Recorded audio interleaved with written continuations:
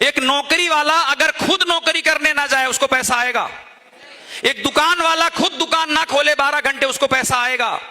तो आपका ही समय, आपका ही प्रयास, आपका ही परिणाम तो आपकी इनकम, और इस इनकम को कहते हैं एक्टिव इनकम। तो आदमी 20 साल की उम्र से काम करना शुरू करता है और 70 साल की उम्र तक नाचता रहता है, लेकिन उसके नाचे बिना उसको एक ढेला भी मिलने वाला नहीं है। इस इनकम को कहते हैं एक्टिव इनकम। लेकिन अगर आपको फाइनेंशियल फ्रीडम और वाकई में वो लिव विद फ्रीडम वाली जिंदगी जीनी है, तो उस जिंदगी को जीने के लिए क्या करना पड़ेगा?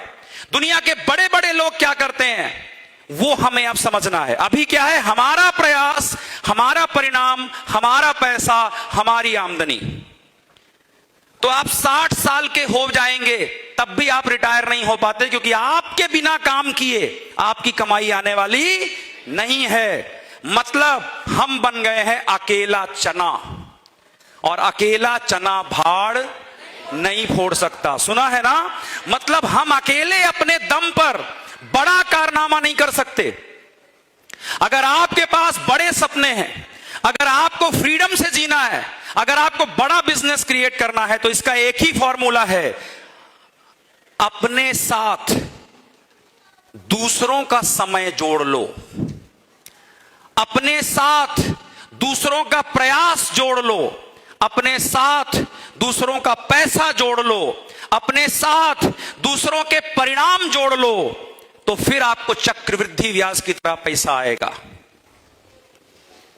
अब ये क्या है भाई? ये क्या बोल दिया मैंने? दूसरों का समय कैसे जोड़ लूं? दूसरे मेरे पास पैसा क्यों जोड़ेंगे? दूसरों के प्रयास से मुझे कैसे पैसा आएगा? तो आइए समझते हैं एक कहानी के माध्यम से। बोलो सर कहानी बताइए। तो कहानी आपको बताता हूं।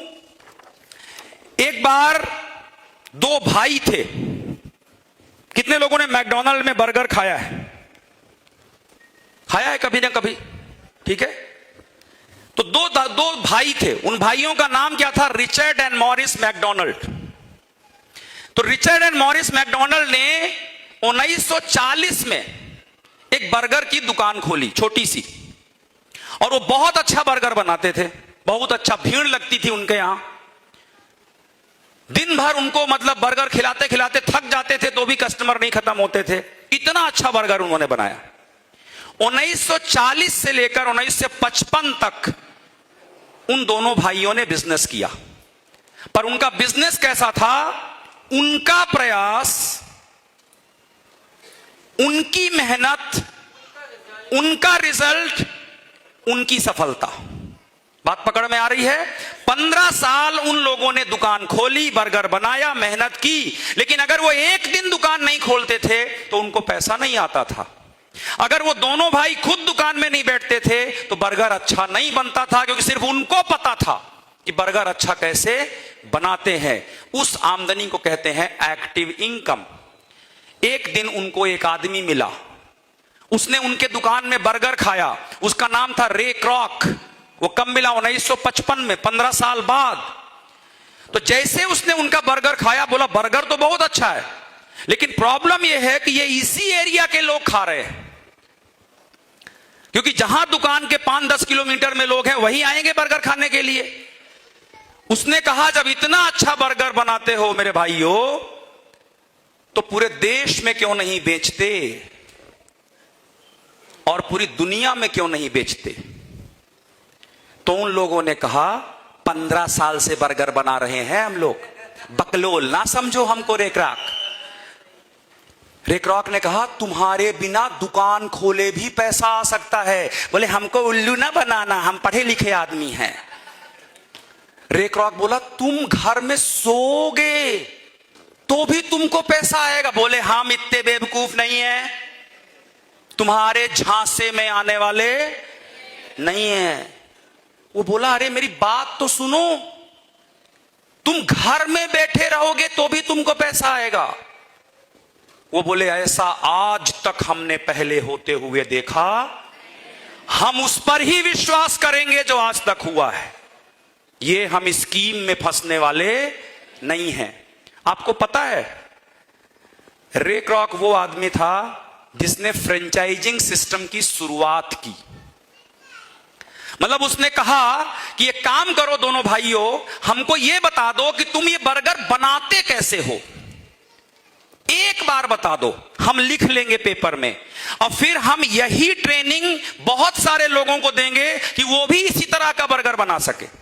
लेकिन हम ट्रेनिंग उनको ही देंगे जो हमारे स्टोर में बर्गर बेचेंगे। बात पकड़ में आ रही है? और हम अपना स्टोर पूरे देश में, पूरे दुनिया में खोलेंगे, उसका कंट्रोल हमारे पास होगा। लोग आएंगे, अभी हम बर्गर बनाते हैं, फिर लोग हमारे लिए बर्गर बनाएंगे, अब पैसा हम कमाएंगे। अभी हम दुकान खोलते हैं, फिर लोग दुकान खोलेंगे और पैसा हम कमाएंगे। अभी हम बर्गर बेचते हैं, फिर लोग बर्गर बेचेंगे और पैसा हम कमाएंगे। हमारी फ्रेंचाइजी को लेने के लिए पैसा लोग लगाएंगे। देखो बात समझ में आ रही है? लोग पैसा लगाएंगे, वो हमें देंगे 40 करोड़, बोलेंगे आप हमको, हम 40 करोड़ दे रहे हैं, हमारे जबलपुर में एक दुकान खोल दीजिए और हमको बता दीजिए कैसे बनाना है, कैसे बेचना है। क्या दिमाग लगाया उस आदमी ने। लेकिन ये उन दोनों भाइयों को समझ में नहीं आया। उन्होंने कहा हम फंसने वाले, ये स्कीम है। और पूरी दुनिया उस वक्त तक इन चीजों को स्कीम मानती थी। फाइनली एक दिन पता है क्या हुआ? उसका दिमाग इतना तेज था, वो गया, बोले कितना पैसा चाहिए बोलो, आज से ये दुकान मेरी, जितना पैसा तुमको चाहिए, मतलब जो तुम बोलो, जो मुंह खोलो तुम। अब उन्होंने सोचा कि हम तो अभी मान लो कि हम 500 रुपया रोज कमाते हैं, तो हम महीने में इतना कमाते हैं, तो हम साल भर में इतना कमाते हैं, साले को लूट लेते हैं। मान लो पूरी जिंदगी का 1 करोड़ आ रहा है, तो हम इससे 200 करोड़ ले लेते हैं। बोले 200 करोड़ लेंगे। अब जो सीन हुआ पता है क्या हुआ? उसने कहा डन, 200 करोड़ दूंगा, आज से ये ब्रांड मेरी, अब इसको चलाऊंगा मैं, नाम तुम्हारा ही होगा। और उस आदमी ने क्या किया? उसने एक भी बर्गर नहीं बनाया। उस बर्गर को बनाने की फिलॉसफी को चुराया, एक तरह की दुकानें खोली, एक तरह का बर्गर बनाया, अपना सीक्रेट किसी को नहीं बताया। आज पूरे विश्व में हजारों लाखों लोग बर्गर बना के बेचते हैं, और पैसा कौन कमाता है? Ray Kroc. समझ में आ रही बात? अब आप मुझे बताना, उन दोनों भाइयों ने गलती क्या की? उन भाइयों को एक्टिव इनकम पर इतना विश्वास था कि जब उनको पैसिव इनकम की योजना पहली बार बताई गई तो उन्होंने क्या बोला? नो। और एक्टिव इनकम के लिए यस। ये उनकी बेवकूफी थी कि नहीं? लेकिन आप लोगों को जानकारी दे दूं, पहले 10-15 सालों में उन लोगों को जो फ्रेंचाइजी खोलते थे, सरकारें जेल भेजा करती थी, उनके ऊपर केस चलाया करती थी। वो कहती थी ये स्कीम है, ये चिटफंड है। लेकिन अगर आज किसी की मैकडॉनल्ड की फ्रेंचाइजी हो तो क्या बोलेंगे? अरे जबलपुर के अमीर आदमी है, फ्रेंचाइजी लिए हैं, मैकडॉनल्ड की फ्रेंचाइजी लिए हैं इसकी। आज आप देखो पूरे मार्केट में जितनी दुकानें होंगी उसमें 80% दुकानें क्या है? फ्रेंचाइजी। कोई लिवाइस की फ्रेंचाइजी खोल रहा है, कोई मैकडॉनल्ड की खोल रहा है, कोई पिज्जा हट की खोल रहा है, कोई ये इसकी खोल रहा है, कोई कोका कोला की खोल रहा है, और सब फ्रेंचाइजी लेकर ही धंधा कर रहे हैं। लेकिन जब किसी ने पहली बार सोचा तो उसको क्या बोले? तो हमको उल्लू मत समझना, हम बेवकूफ नहीं है। और आज सीना ठोक के इज्जत से लोग कहते हैं मेरा फ्रेंचाइजी का बिजनेस है। जितने लोग आप लोग यहां पे सीरियस नेटवर्क मार्केटर हो, ये बात याद रखना, आज आपके बिजनेस को जो लोग कहते हैं ना ये स्कीम है, ये चिट फंड है, ये है, ये है, मात्र अगले 5 साल और रुक जाओ। सिर्फ अगले 5 साल हर मोहल्ले का सबसे अमीर आदमी नेटवर्क मार्केटर होगा।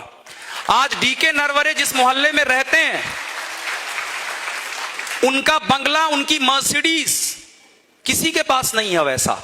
मतलब उस मोहल्ले का सबसे अमीर आदमी कौन हो गया? डीके नरवरे। आज संजय पांडे जिस मोहल्ले में रहते हैं, उस मोहल्ले का सबसे अमीर आदमी कौन हो गया? संजय पांडे। मतलब उस पूरी कॉलोनी में एक्टिव इनकम लेने वाले अमीर नहीं है, पैसिव इनकम लेने वाले, माई लाइफ करने वाले अमीर है। अभी ये कुछ मोहल्लों में हुआ है, अगले 5-7 सालों में हर मोहल्ले में कर देंगे। तब साले लोग समझ के आएंगे और बोलेंगे भैया हमको भी नेटवर्क मार्केटिंग करनी है। क्योंकि लीडरशिप की पहली कक्षा से जितने लोग निकल रहे हो, अब तो अगले 5 साल में आपकी भी कॉलोनी में मर्सिडीज खड़ी होगी, आपके घर में भी खड़ी होगी। तब बताएंगे इनको धनिया बोना क्या होता है। लेकिन ये कैसे होगा? अपने समय से, अपने मरने से नहीं। साथ में क्या करना है? दूसरों का समय, दूसरों का पैसा, दूसरों का प्रयास अपने प्रयास में मिला देना है। जब एक अपलाइन